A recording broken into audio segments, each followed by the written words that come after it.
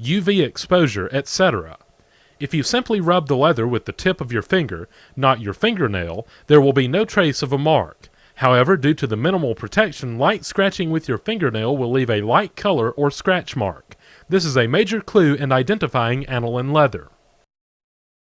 A drop of water will leave a temporary dark spot where it soaks in. This is another clue in identifying aniline leather. All types of leather have advantages and disadvantages. The advantages of aniline leather are that it looks natural, it feels good to touch, and it has natural grain and markings. The disadvantages are that it has shade variations, it's expensive, and it's difficult to maintain.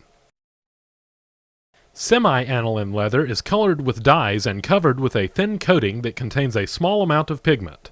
Since the coating is thin, it offers only minimal protection. The natural texture of the leather can still be seen through a magnifying glass, but the texture is a bit obscured. The natural color has usually been altered by the color in the slight finish. When you rub your finger on semi-aniline, it will not leave a track mark. Semi-aniline may or may not leave a light spot where you scratch it with a fingernail, depending on the depth of the finish. The piece we have shows some scratch marks, but, as you would suspect, not as much with a pure aniline. Likewise, a water drop may or may not soak in, leaving a dark spot.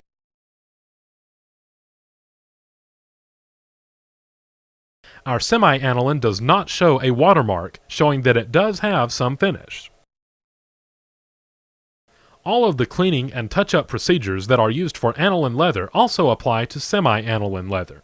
The advantages of semi-aniline leather include a natural grain surface resulting from the fact that there is little enough finish that the feel is still very soft.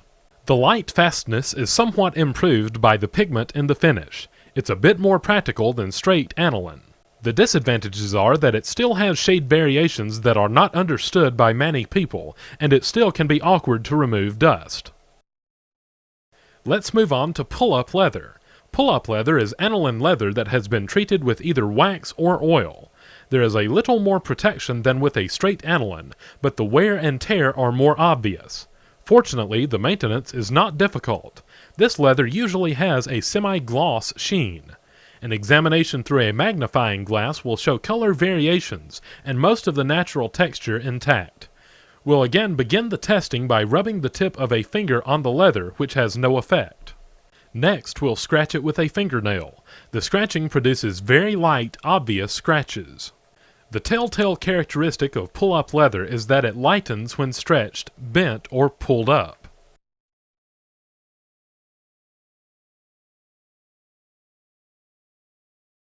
A drop of water will soak in, but more slowly than with the straight aniline. Still, in a little time, the water darkens the leather. The advantages of pull-up leather include a good touch and feel, it's fashionable, and it develops a unique distressed look. The disadvantage is that it requires regular maintenance. Next, we'll examine nubuck leather. Nubuck leather is actually aniline leather that has been sanded to give it a fine, velvety surface. A magnifying glass will reveal a texture that looks like short hairs. If stroked in a given direction with the palm of the hand, it leaves a writing effect when lightly rubbed in the opposite direction with the tip of a finger. This is not scratching with a fingernail, it's just a touch pattern similar to what would have been seen on velvet. In fact, scratching doesn't look any different than the writing with the fingertip. A drop of water will cause a temporary dark spot where it soaks in. The advantages of nubuck leather include a great look and a very soft feel. The disadvantages are that it is expensive, it stains easily, and it is difficult to maintain. Suede leather can be thought of the same way as nubuck when it comes to identification, maintenance, and repair topics. It is the flesh side of the leather or the split side, which is the lower part of the leather when the hide is cut into two sections. Pigmented leather is the first non-aniline leather we'll talk about. Pigmented leather, also known as top-coated leather, is the most widely used finishing technique. The finish consists of an opaque base coat of pigmented resins followed by a protective top coat. It is ideal for high-use items like furniture or automotive seats. If restoration is necessary, full recoloring is possible. The natural colors of the leather cannot be seen through a magnifying glass, nor will the texture be as pronounced as it is with aniline leather.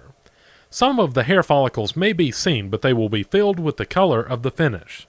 Therefore, as a strong and secure point of recognition, pigmented leather can be identified by its uniform color.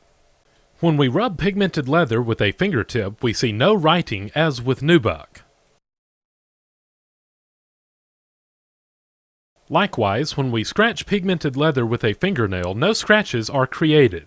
In rare instances, when the coating is thin and little or no clear top coat was used, you may get a light line by scratching the surface with your fingernail, but again, these instances will be rare. In the vast majority of testing, you will not get scratch marks. A drop of water placed on the surface will not penetrate and therefore will not cause a dark spot. The advantages of pigmented leather include excellent light